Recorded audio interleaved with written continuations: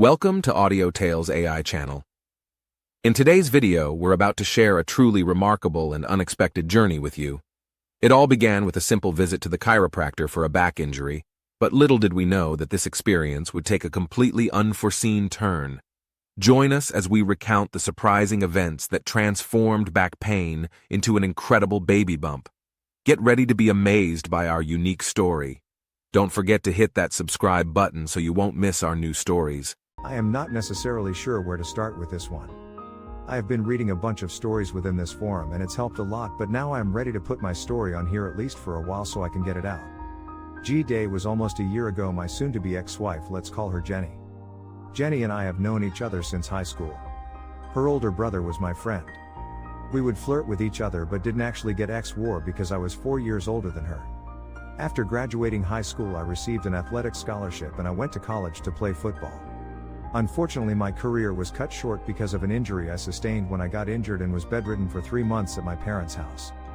Jenny was still in high school and would come over after school to spend time with me. I could say that her presence contributed to my speedy recovery. She would visit after school and sometimes stay till dawn.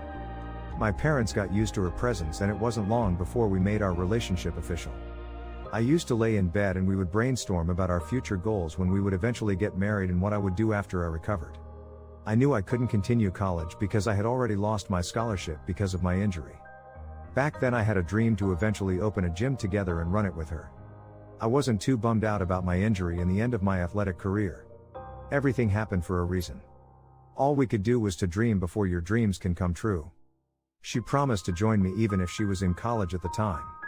She would drop out and help me to run the business. After I recovered from my injury, I applied for a job at 24 Hours Fitness. There I became a personal trainer and was building a list of trusted clients, hosting classes on meetup groups. I even became a yoga instructor and hosted free yoga on public parks for more exposure. I promoted myself on social media and had a sizable following. I was renting studios to do classes with paying clients, and I collaborated with fellow trainers to run classes for them. I desperately needed my own space. 2 years later I opened a 2,500 square foot gym. I took a loan out to buy equipment and I wasn't generating enough to pay for additional employees, but I had Jenny. Jenny was my girlfriend at the time. Realizing that I needed support, she quit her school to help me run the business as promised years earlier. We couldn't afford to pay rent and utilities because we were already paying rent for the gym. We thought we could save money by sleeping at the gym. It was a small gym and we managed. Our membership grew slowly month by month through hard work and great customer service. We had enough to keep the lights on. It definitely wasn't easy, especially when we had a lot of competition from other big franchise gyms. About a year later the business was stabilizing because we were able to pay off our loan for the equipment. Then we could afford to rent an apartment so we wouldn't be living in the gym. The business wasn't as profitable as I thought, but we were getting by. I soon realized that the only way to scale is to open another gym, which requires more time out of my day, but we had grit and determination to establish ourselves in this space. Our dream was alive and it was easier to work harder for our dream because we could see the success however slow it comes. If it wasn't for Jenny, I don't know if the business could have survived, because I don't know any employee that would work for 3 years without pay. The first major problem we had in our relationship was caused by jealousy when a rumor started going on about some client claiming that we slept together. I had mostly female client. A majority of the group classes are women. In short, 95% of my clients are women, not because I intentionally picked them or targeted them, but most men are too proud to have a fitness trainer because they feel like they could do without. Women on the other hand welcome it and they pay a lot of money for it. Since this women look up to me, they started to compete for my attention and started getting jealous amongst each other. In my case, a lady in my workout group class got jealous that I was paying more attention to another woman, which I wasn't. So she started to throw in comments to other women that we had something going. I guess to make other women jealous or to stay away from me, even though they all knew I had a girlfriend. You know how women are like when they gossip. Well, Jenny got wind of it and I was in trouble. I swear to her that nothing happened.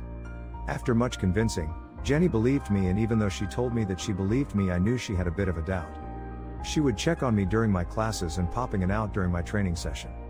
I would get jealous when I trained attractive women. Something that she never used to do. That was when things started to take a downturn in our relationship. I felt really bad about this. I wanted to do whatever I could to fix this. To me, Jenny was more than a girlfriend. She's a woman that I put above anyone else. She nursed me back to health. Worked on our business without pay, and she was my ride or die chick for life, and it hurt me that she's beginning to question my commitment to her. That was when I decided to propose to her. It came as a surprise because I not only proposed. I bought her a car which she badly needed at the time because we were sharing one car. We also took a week-long vacation on a cruise ship and she loved it. It was absolutely delightful to see her happy. When we came back from our vacation, she was rejuvenated.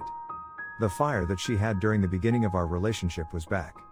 It felt good to know the right button to push in your relationship and to know exactly what she needed without her mentioning it. 5 years later, after opening the gym, we were making enough profit to hire people for the first time. Jenny was no longer working a 16-hour shift.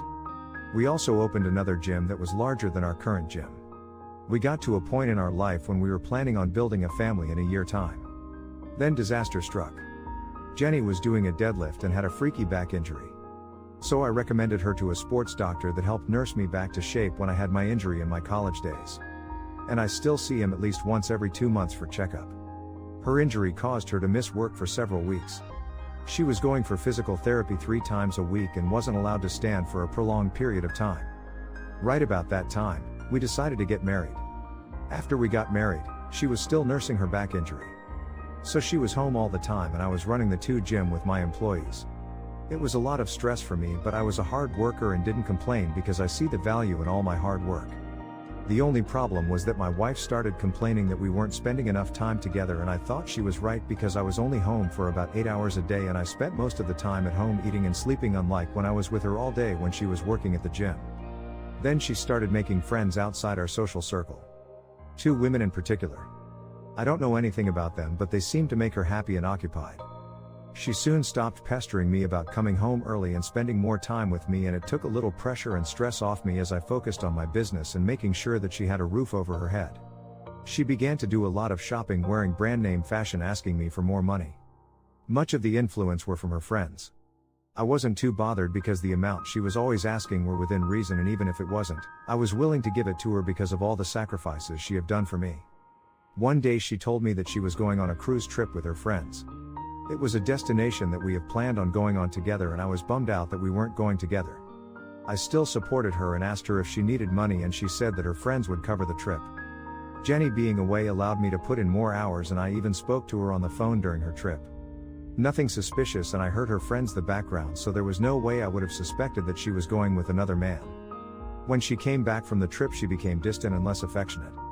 We both had high excess drive and we would do it multiple times, but it stopped entirely. When I initiate, she would act like I was forcing her. I started spicing things up by adding foreplay to keep it interesting.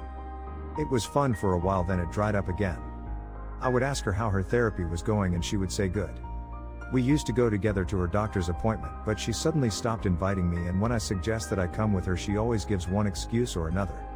About 3 months after she went on the cruise trip, she broke the news to me that she was pregnant. I was a bit surprised because I thought she was on the pill and it wasn't planned. She told me that she had been taking the pill, but it failed. I heard that birth control is around 91% effective. Around 9 in 100 women using the combined pill would get pregnant in a year, so I figured she was one of the 9. I accepted the pregnancy and looked forward to becoming a dad. 2 months into her pregnancy, I started to suspect that something wasn't right. She became distant and would be texting all the time. Sometimes I would call to check on her and she wouldn't answer. I spoke to her about this and she would become defensive and would look for a reason to start a fight.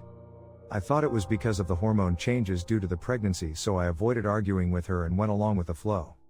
One night when I came home, she told me that our relationship wasn't working out and that we were more like roommates than married couple. I was shocked. She told me that she wanted a divorce. It was like someone slapped me in the face and my ear was ringing. I pleaded with her that I would do whatever it takes to keep us together. It didn't make any sense to me, and I asked her how she would break up with me when she's pregnant with my baby, and she kept quiet. I asked her if someone else is in the picture and she said no. I couldn't sleep that night. I went back to my office to think things through and get my finance in order. Our names were on both gyms and I may lose both of them in our divorce. It didn't make sense to me why she wanted to destroy everything we suffered for so much to build together. I thought there was more to the story, so I started checking her iCloud out of curiosity, and I saw that she was texting someone named Doc a lot more than me.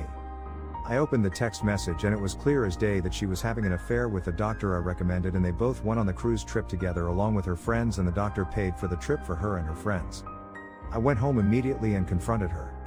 She admitted that she had been having an affair with the doctor for 6 months. She pretended as if she was crying, but I could see through her BS. It was clear that she checked out of the marriage long ago. I was just left in the dark. I asked her if that was why she was getting a divorce, and she said yes. She broke me. I didn't believe our relationship has gotten that bad.